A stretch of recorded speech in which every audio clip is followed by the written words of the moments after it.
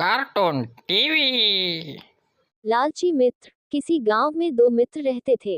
एक बार उन्होंने किसी दूसरी जगह जाकर धन कमाने की सोची। मगन चलो हम किसी दूसरे गांव में जाते हैं। इस गांव में हमारे लिए कोई काम नहीं बचा।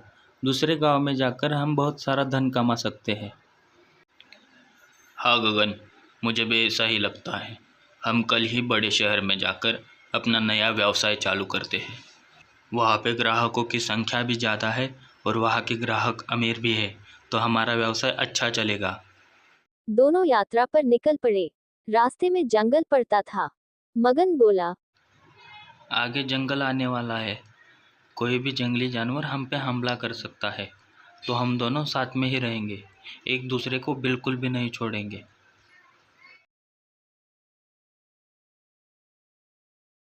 जब वे जंगल से गुजर रहे थे तो उन्हें एक भालू अपनी ओर आता दिखाई दिया।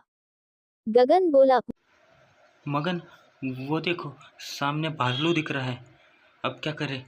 वो हमें मार डालेगा। मैं एक काम करता हूँ, मैं पेड़ पे चढ़ जाता हूँ, इससे मेरा बचाव होगा। दोनों मित्र डर गए। गगन को पेड़ पर चढ़ना आता था। वह भालू से बचने के लिए पेड़ पर चढ़ गया, पर मगन नीचे रह गया। उसे भालू से बचने का कोई रास्ता न सूझा।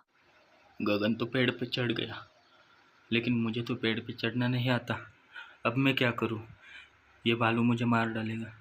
मैं इससे अपना बचाव कैसे करूँ?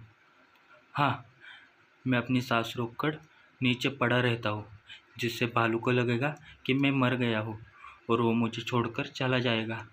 इससे मेरा बचाव होगा। तो मगन सांस बंद करके जमीन पर लेट गया। उसने अपनी सांस को इस तरह रोक लिया मानो वह मर गया हो।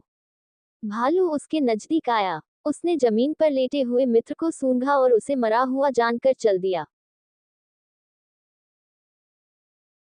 क्योंकि भालू मृत जीव को नहीं खाता, जब भालू उसकी आंखों से ओझल हो गया तो वह उठ गया और तब पेड़ पर बैठा मित्र भी नीचे उतर आया। उसने पूछा, मगन, मुझे बेहद खुशी है कि उस खतरनाक भालू से तुम्हारी जान बच गई।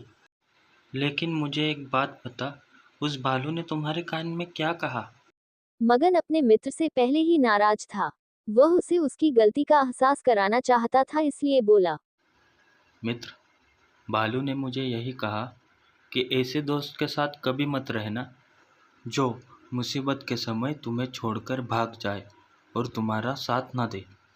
अपने मित्र की बात सुनकर पहला मित्र बहुत लज्जित हुआ। शिक्षा सच्चे मित्र की पहचान विपत्ति में ही होती है।